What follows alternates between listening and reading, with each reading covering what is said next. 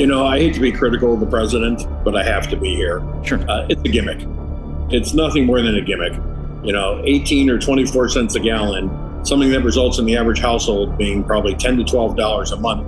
If 100% of that tax was really passed through to the consumer, is a Band-Aid on a terrible chest wound.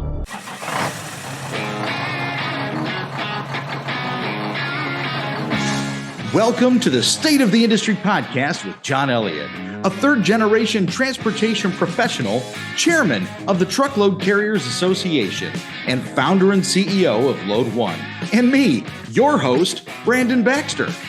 We've spent more than 2 decades in the industry. We've experienced driver shortages, truck shortages, recessions, financial constraints, technological advancements, and legislation. Yeah, we've seen it all. This is trucking news for the drivers and professionals on the ground. This is opinion and insight from the inside. This is the State of the Industry podcast.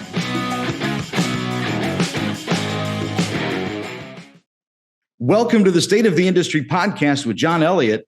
I'm your host, Brandon Baxter. Now, this is going to be a monthly series. It's dedicated to discussions pertaining to the trucking industry and featuring commentary by CEO of Load One and current TCA Chairman, John Elliott. John, thank you so much for joining me. Thanks for having me, Brandon. Glad to be here. Fantastic. It's great to have you here. And John, let's start off with just, something simple. At least maybe for now, it's kind of simple, but I know there's a lot of intricacies that go into it. There's obviously been a lot going on for you this past year, which includes your being named chairman of the Truckload Carriers Association. Do us all a favor and just kind of, tell us a little bit about that, how that went down and how you're feeling right now. Well, I've been a member of the TCA for about 11 or 12 years now, or Load One has. Over that time, I became an officer, at large years ago, and then you move up through the process. Last year, I was the first vice chair. Then this year, I moved into the chairman's role. It's pretty exciting. It's a very tumultuous time in our history, politically and so many ways with supply chain issues and this, that. I don't think I, unfortunately, picked the easiest year to be the chairman. But again, I'm not very good at picking lottery numbers either. So that's okay. You get what you get. No, that's true. That's right. And that says a lot about, what you've already done and what you've accomplished, obviously being the CEO of Load One. But stepping into this role, talk a little bit about what you've done so far, to this point. It's been an exciting 4 or 5 months now since I became chairman. We've had a lot of exciting things. Just yesterday, I came home from the TCA Refrigerated Conference that was up in Traverse City, Michigan. Met with a lot of great vendors and refrigerated truckload carriers and learned a little bit about their parts of the industry and what their struggles were and the things they're fighting from emission regulations and retaining good drivers and things like that. Previous to that, last month we had the safety and security meeting. That was a great meeting with huge attendance. And then it's great to see people back at shows and that more and more. But one of probably the most interesting part was, just 2 weeks into becoming chairman, I was invited to the White House, and that was an experience in itself. So it's great. I mean, I've got to talk to a lot of people, got a lot of Zoom meetings, a lot of this and that. But to represent our industry, to fight for our industry, be able to speak at events like recently the Expedite Expo and talk to people and get feedback and understand what our industry needs and that, so that I can help lead an organization that helps to shape those things. That's fantastic. I love to hear that. And I know our listeners and our viewers like to hear that too. Back up the truck just a quick second here, because you mentioned you were out there in DC. Talk a little bit about your trip to Washington, how that went, what was discussed. So yes, right out the gate, I got to go up to the White House 2 weeks into my chairmanship. I was there to represent the TCA alongside of the ATA and other transportation related organizations. It was a pretty exciting thing. I respect the office of the president greatly, and to be on the White House lawn representing our industry and seeing semi trucks parked there was really a great thing. That day we were talking about the apprenticeship, the Driver Apprentice Program that the government was rolling out, that we had helped to shape, our industry had helped to shape, and that to create pathways for drivers to get in this industry. Very interesting. got to meet and listen to Pete Buttigieg, our Secretary of Transportation, speak, as well as President Biden speak on trucking and apparently his career in trucking that came up again. And, number of other things involving our industry. All in all, pretty amazing experience. Oh my gosh. I'm sure it was. I couldn't imagine being, in a spot where, there's really, you had a spotlight on you, for that day. And now I know, and you kind of mentioned it before, how things are kind of in turmoil in this country right now. And it's pretty obvious. Most people understand this. One of the things that recently happened with you, and I want to say within the last 3 weeks to a month or so, is that you actually had an appearance on Fox News in which, the discussion had been brought up in terms of President Biden's gas tax holiday. For certain purposes, we can't show that clip right now. We're going to include that in our show notes. So any viewer or listener can go into those show notes and listen to that. But talk a little bit about your experience and your feelings on a proposed gas tax holiday. I hate to be critical of the president, but I have to be here. Sure. It's a gimmick. It's nothing more than a gimmick. 18 or 24 cents a gallon, something that results in the average household being probably $10 to $12 a month.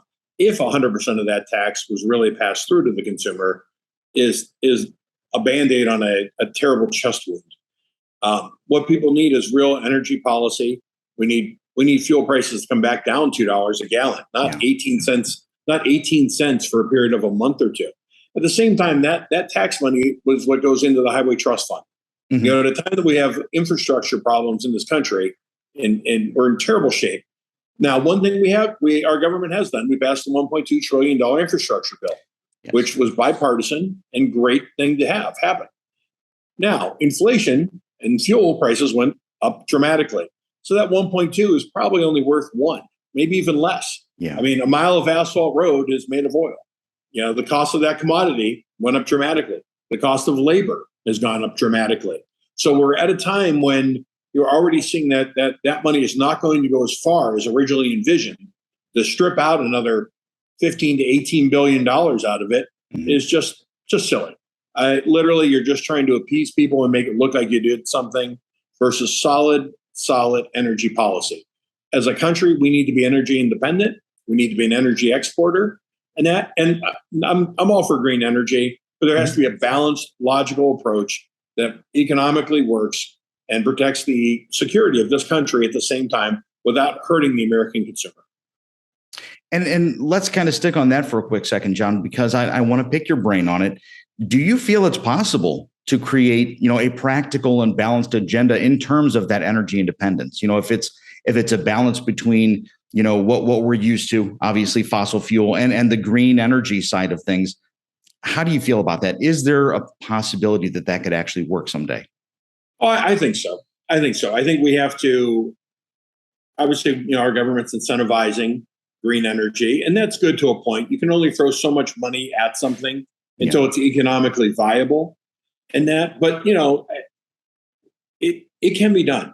I believe there can be a balanced approach. These things take time. We can't put electric semis on the road tomorrow. Our infrastructure will not support.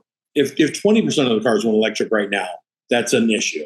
I mean, I was talking to a vice president of the power company here in Detroit about this and the need for more infrastructure and transformers and hardening the infrastructure and that. And he told me, it's not electric cars that are the big issue right now.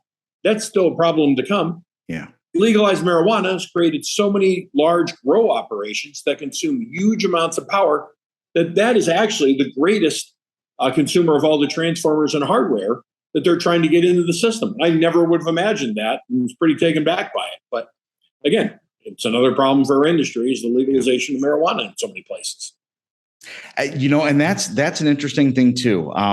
John, as you and I have gotten to know each other over the years and you're aware, I've spent time, as a recruiter, I've worked with several different trucking companies in that respect, working with drivers who have had to deal. And I'm just going to talk about that for a second, the marijuana issue.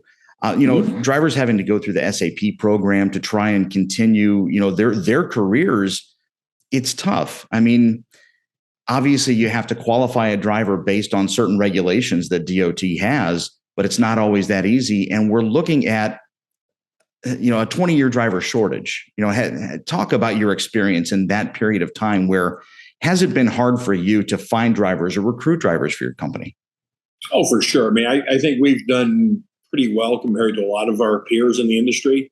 We've always focused more on retention than on recruiting. Mm-hmm. But, the marijuana situation just makes the situation harder and worse.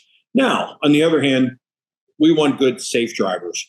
So you look at like the Drug and Alcohol Clearinghouse. Mm-hmm. That's a great advancement for our industry to help safety and promote safety. And it's taking tens of thousands of drivers off the road at a time that we're already short.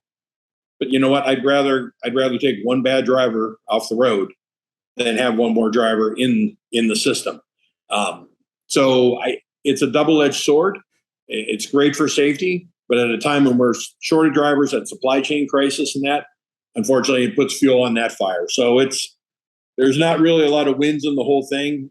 People have a lot of different opinions on marijuana, and that I tell my people simply, my opinion or their opinions don't matter. We're a federally regulated industry, and we have to operate under the rules, and the rules are what they are, plain and simple.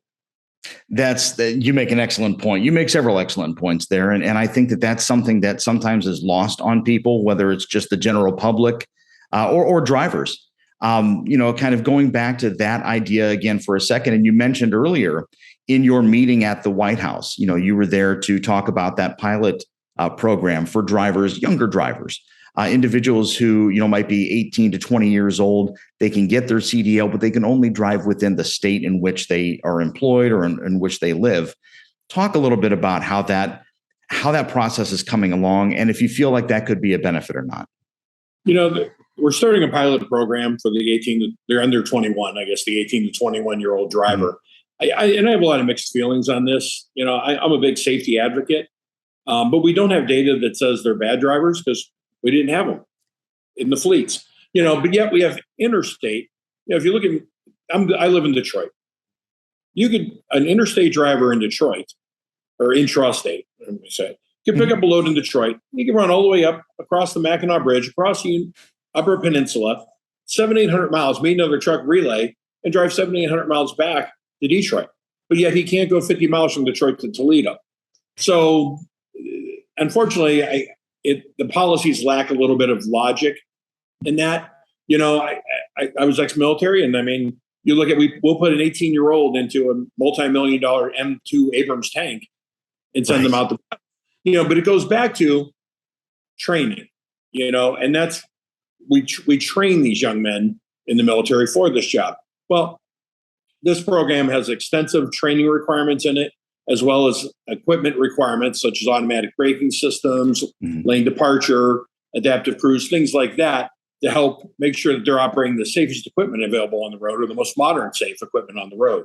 So it'll be an interesting thing to see how the program works out. Hoping it's successful. I think for a young person that wants to join our industry, it's very frustrating to graduate high school at 18 and say, now I got to find something to do for 3 years until I can do what my dream is. And oftentimes what happens is they get in construction, they get in retail, they get in whatever different business they get into. They don't come back because they've advanced 3 years down into that career.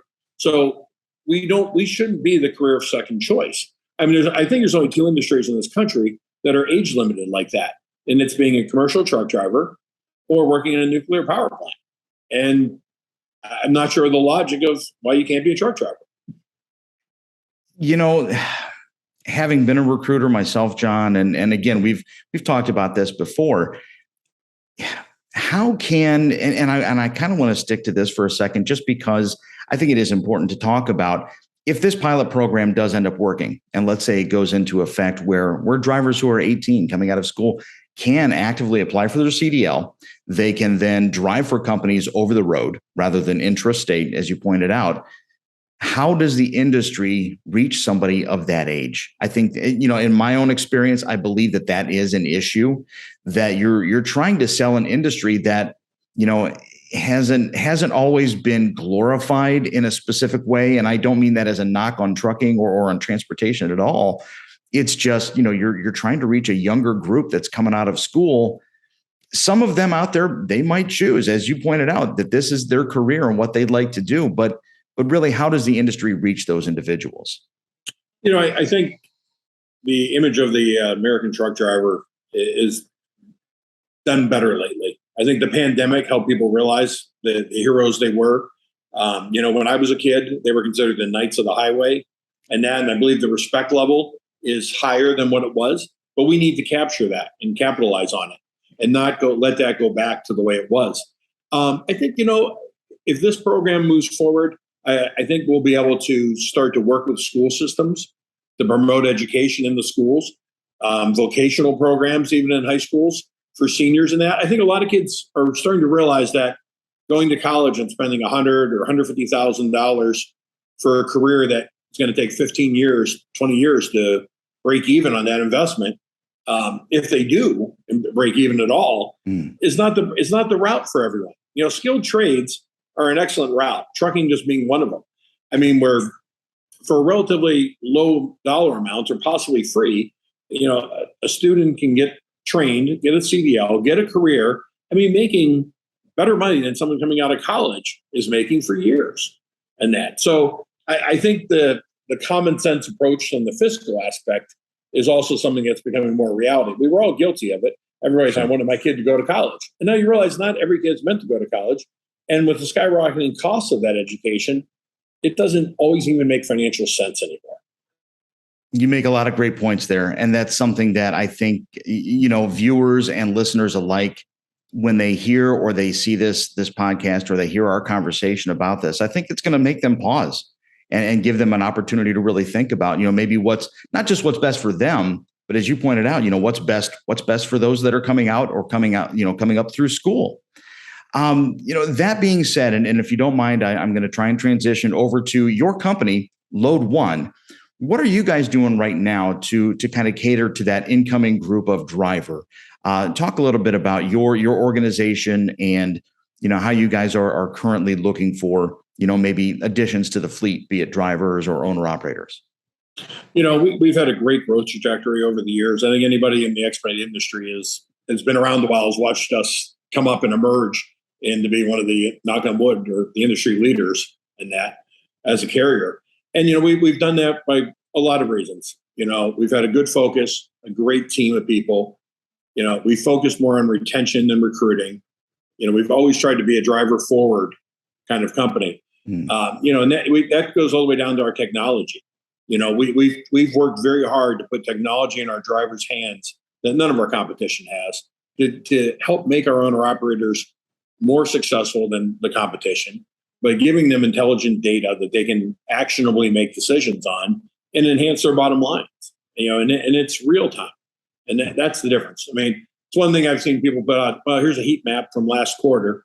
In this business, that means absolutely nothing. Yeah. I mean, I remember, 10 years ago, I talked to my owner operators and that, and they'd be like, they would keep notebooks of when they went to certain places, right, where they got their next loads out of to try to triangulate and figure out. And I'm like, you're looking at last year's data, or 2 years ago's data. I'm like, what if we could give you this something that's real time, or you could look at the last week, the last 30 days and that.